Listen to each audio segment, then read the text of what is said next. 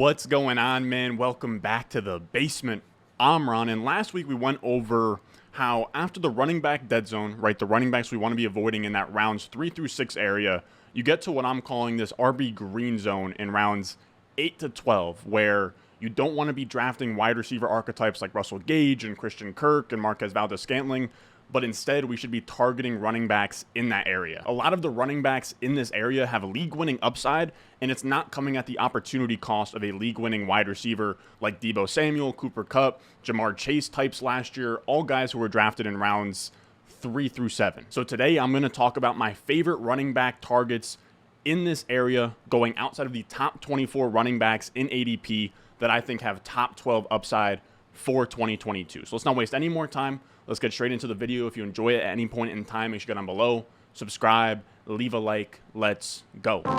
Thirsty, thirsty, trying to choose. I know I'm pretty cool. My nitty bag. And first up, we have Clyde Edwards-Helaire, who I have ranked as the 7-11 as the RB26. He's going off the board on Underdog at pick 804 as the RB28. Now, before we get into CEH and his kind of ugly profile, let's talk about Underdog Fantasy. The puppy is still out right now. It is the best entry point for any newcomer to the best ball space to get into best ball, to get into a tournament. It's $5 to enter, $200,000 to first place, $1 million in total prizes. These things fill up quick. It's the third puppy right now. Again, I have no clue how many puppies are going to do on the entire season. So if you want to get some puppy exposure, now is the time. You can use promo code RON on Underdog Fantasy to get your deposit matched up to $100. I'll have the link down below in the description. I'll have the link down below in the comments. I'm telling you guys, if you want to get in on the puppy, now is the time. Now, when we talk about CEH, I wanted to fade CEH this year so bad, guys. We know he's not very good. At this point in his career, he was a first-round pick in the NFL draft, hasn't panned out. Last year, he was a 2-3 round turn pick, and he returned an awful 5.3% win rate. We know average win rate is 8.3%, 1 divided by 12. He hurt your team really bad if you had him. And because of that, he's burned a lot of people. And at this point, people don't want anything to do with Clyde Edwards-Helaire. Now, this is where it gets interesting. Again, we're drafting him at an 8th round price tag here. And this is the Chiefs' backfield. We know they're going to score a lot of points. And we've seen some crazy ADPs over the last few years. We saw Clyde Edwards-Helaire last year, 2nd round pick. The year before that, we saw Clyde Edwards-Helaire as a 1st round pick. 2019, Damian Williams was a 3rd round pick in fantasy. 2017, the year with Kareem Hunt, Spencer Ware was a 5th rounder. Which then brings us to 8th round CEH. Again, the lead back in this backfield on average has been a 1st to 5th round pick in fantasy going all the way back to the Kareem Hunt days. And we now have an opportunity to draft Clyde Edwards-Helaire in the 8th round. And as much as I don't love CEH and I don't think that he's a talented player, this is a guy who I think in recent years, like let's just say he wasn't somebody who let people down the past 2 years, Clyde Edwards-Helaire would be a guy, just looking at his profile, 1st round NFL draft pick, lead back for the Kansas City Chiefs in year 3. This should be a guy who is a classic dead zone running back getting drafted in the 5th or 6th round, and we're getting a massive discount because he hurt people's feelings. Now again, I'm not going to argue that Clyde Edwards-Helaire is a really talented running back, but I think in this area, 8th round plus, you can kind of push aside talent a little bit for a situation like the Chiefs, where they're going to be a top 5 to 10 scoring offense. We've seen running backs do well in this scheme under Andy Reid, and we don't need that much from Clyde Edwards-Helaire for him to pay off. Last year, we had Damian Harris, who was an 8th round pick, and he averaged 14 points per game. He had a 10% win rate. And I don't think it's wild to see CEH do something similar. He hit 13.5 points per game as a rookie. If he just copied that mark this year at an 8th round price tag, we're probably looking at a guy who doesn't smash ADP, but isn't a net loss and is someone you can start as an RB2 all the time. And if we look back to last year, Clyde Edwards-Helaire was out from week 6 through 10. In his spot was Darrell Williams competing in a backfield with Jerick McKinnon and Derek Gore, and he put up 17.8 points per game over that stretch. So I don't see how Clyde Edwards-Helaire can get to like 14 to 15 points per game on the absolute low end. He's not competing with Darrell Williams anymore. It's just looking like Jerick McKinnon and potentially guys like Isaiah Pacheco and Derek Gore. And the reason I leave Ronald Jones out is because we're getting reports now that Ronald Jones is on the roster bubble. And I originally thought Clyde Edwards-Helaire would get squeezed out by Ronald Jones for the carries and the goal line work, and he'd get squeezed out by Jerick McKinnon as a pass down back. Now we have new information, and running backs like to have 3 to 4 RBs on their final roster, and on game day, they're only going to roll with 3 running backs on the active roster, especially on a team like the Chiefs, so I believe they still have fullback Anthony Sherman on the active roster and on active game days. And right now, there's reports that Pacheco is the lock to make the team and that he's taking kick returns, which means that if he's going to be used on special teams, he's going to be one of the running backs active on game day. So that's Clyde Edwards-Helaire.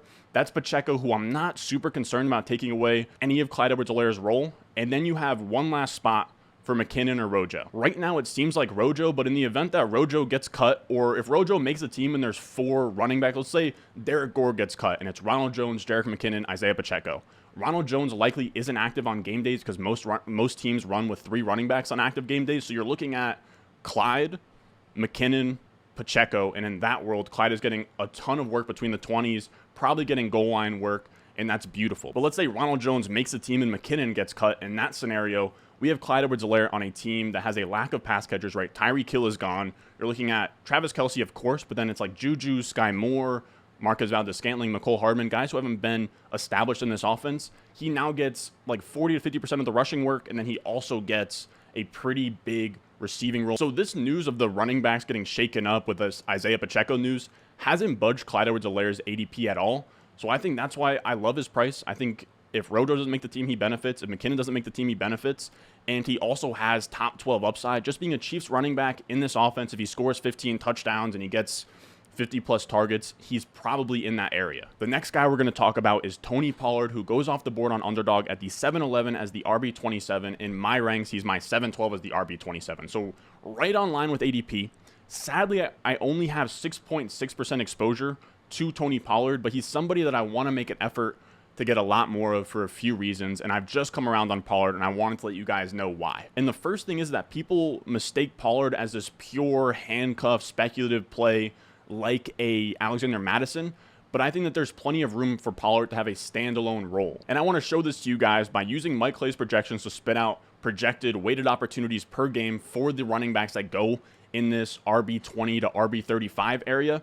And Mike Clay has Tony Pollard at 11.1 weighted opportunities per game in that Clyde Edwards-Helaire, Kareem Hunt, Chase Edmonds area. So again, standalone touch value.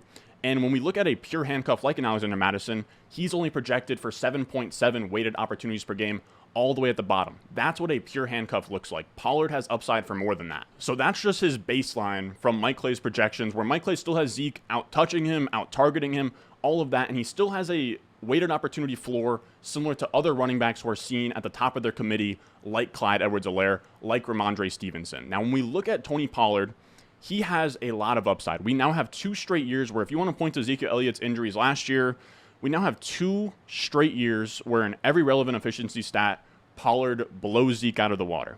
And I get that Zeke is due $18 million. I understand that.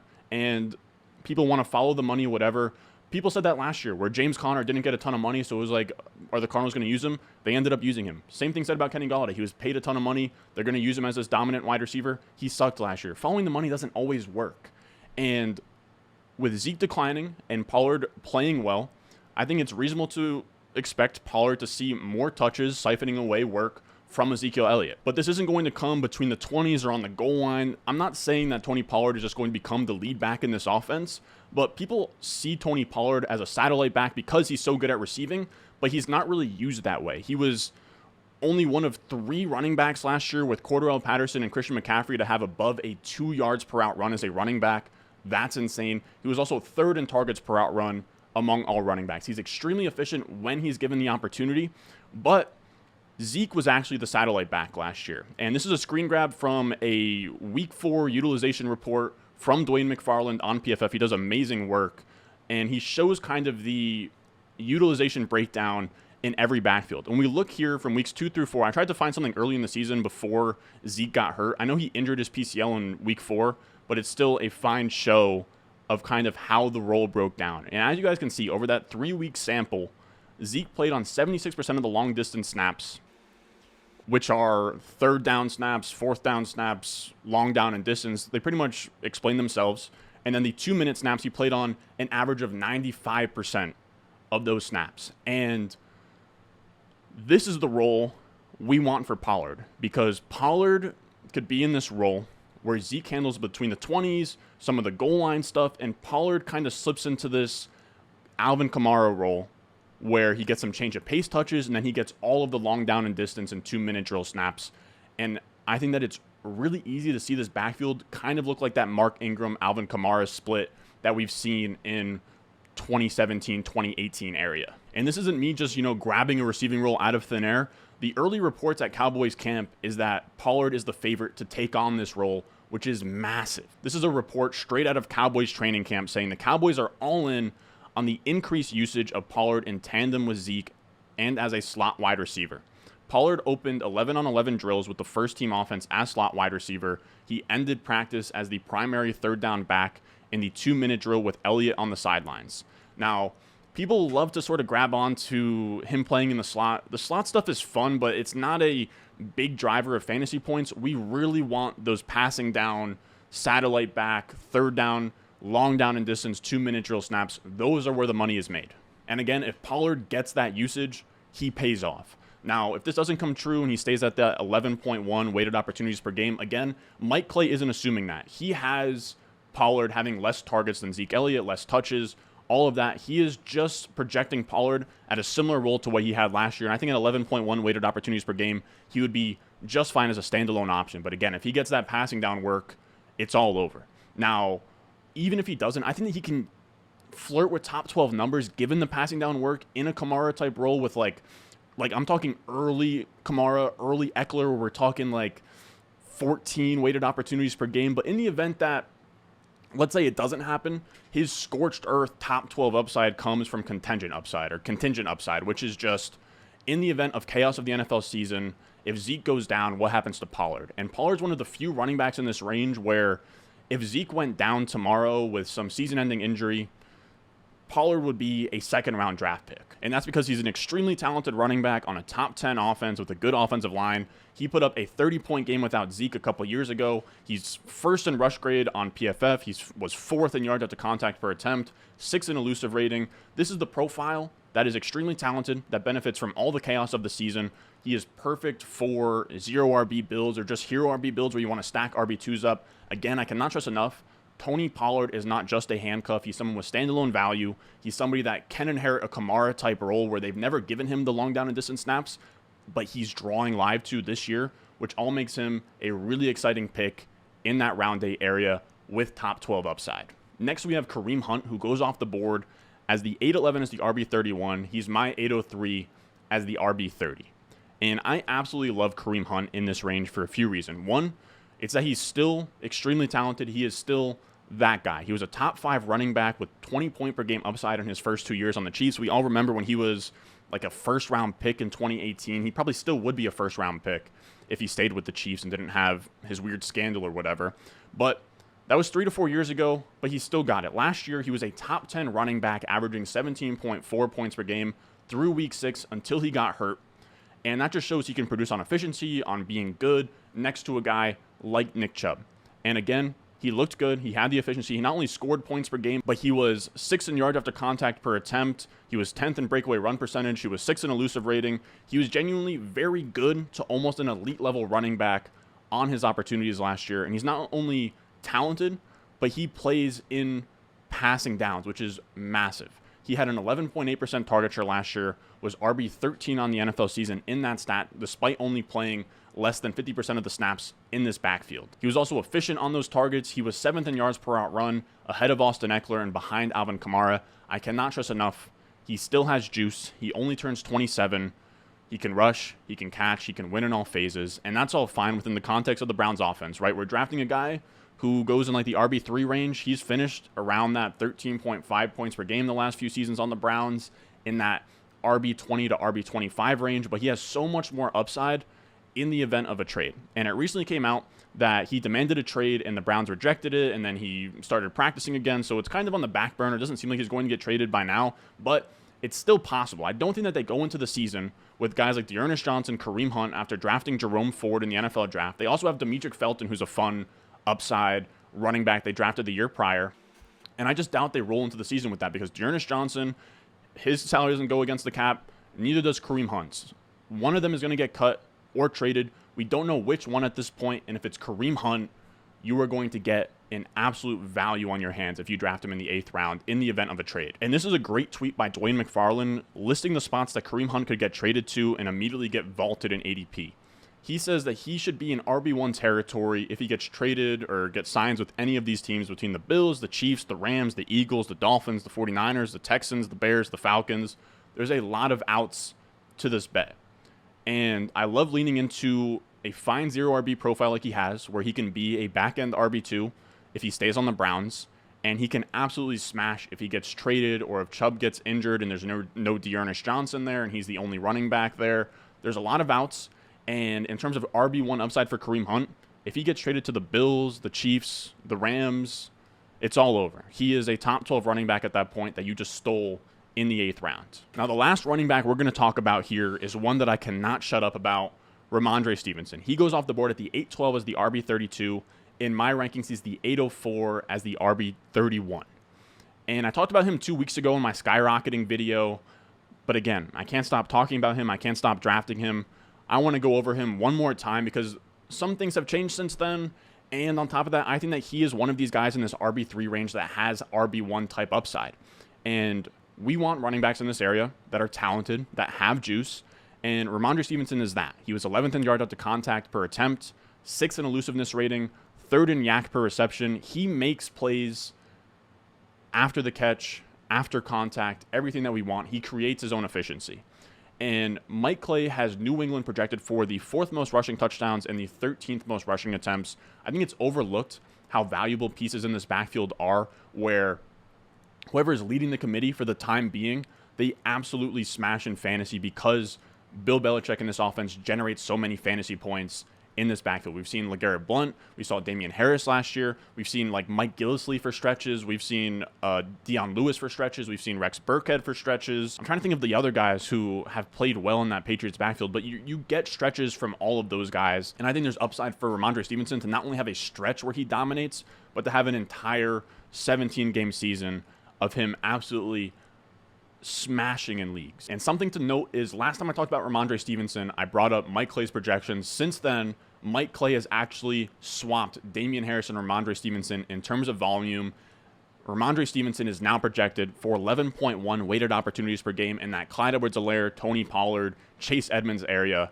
And this isn't even assuming Rhamondre Stevenson gets the passing down role in 2-minute drills and long down and distance. He is just mixing in with like 40% of the running back carries and 45 targets. And he's projected as the RB31 in fantasy, which feels like his floor. And again, that's where you're drafting him. Now, he has 2 clear outs to absolutely smashing in fantasy. One is that he's been getting rave reviews in camp, and the reports are saying Rhamondre could get the bulk of the carries. And if he gets the bulk of the carries, and it's 1A Rhamondre, 1B Damian Harris in terms of the carries, and his carries go from like 40% of the RB carries to like 60%, 55%, along with his baseline receiving in that like 45 target area, he's an RB2. The second way he pays off is he has a 3-down skill set and he can catch passes. Mike Clay, as of right now, has him projected for 45 targets. James White is projected for 33, but he's currently on the PUP. He has hip issues. There's a chance that he never plays football again. So if James White gets cut, Brandon Bolden and James White were the receiving backs last year. If neither of them are there and Rhamondre gets the long down and distance in 2-minute drill snaps, he's looking at like 65 plus targets. And from there, if he has 65 plus targets plus like 40% of the rushing, boom, he's an RB2. Now, I will say, small disclaimer, right now, Ty Montgomery is getting some buzz in training camp. So that's really our only threat to those passing down snaps, long down and distance, 2-minute drill. It's not a lock that Ty Montgomery gets. It's not a lock that Rhamondre gets it. It's part of the upside. I would give it coin flip to like 65% in favor of Rhamondre Stevenson to secure at least like 50% of those situations. It's just something to monitor as the offseason goes on. Now, if both of those upside scenarios cross and he's the 1A to Damian Harris's 1B and he sees like 55 to 60% of the carries and he is the long down and distance 2-minute drill running back with like 65 plus targets, then we're looking at an RB1 and an offense that creates a lot of fantasy points for running back. He is someone I've been trying to draft a lot of. I think when I made that skyrocketing video, Rhamondre might have only been like 7% for me. Now I have him in above 10% of leagues at this point. I think his ADP is only going to rise from here. He's someone I want on all of my teams. Now that is going to do it for us today, fellas. If you want access to these rankings to make sure that you're drafting these running backs in the green zone. Check out the Patreon, patreon.com/Ron Stewart. It has my top 200 PPR, half PPR redraft rankings, along with my in-season waiver wire fab guidance, my in-season, rest of season rankings. You also get all the dynasty stuff, all included on the Patreon. I have the ranking set up in a way where I have running backs pushed up in the very beginning. Then you'll see in the dead zone just a bunch of wide receivers. And then I actually have these profiles like Rhamondre, Pollard, Clyde Edwards-Helaire, Singletary pushed up. Because I do think once you get to those wide receivers like Christian Kirk and Russell Gage and Marquez Valdes-Scantling, that's when the tides turn. And that round 8 area on, that's when we want to be hammering our running backs, our RB2s and hero RB builds, our running backs and zero RB builds. Those are the profiles we want. We want as many as those profiles as possible, so I have them pushed up there. So it does sort of give you a choose your own adventure with my rankings, where it'll kind of lead you down the path of drafting your team within structure that has statistical evidence that is the way to go. To avoid the dead zone early, take running backs in those round 1 to 2 area, fade running backs until round 8. It's all set up there for you guys to dominate your home leagues. So make sure you check it out, patreon.com/Ron Stewart. If you enjoyed the video at any point in time, make sure you go down below, subscribe, leave a like, and I will see you guys in the next one. I got the juice, I got the juice. Channel, Chatham's on. Foolies glad I'm home. Even my haters kinda glad I'm on. Rest in peace to my vagabond. Rapper song, singer, suspended, subpoena for misdemeanors.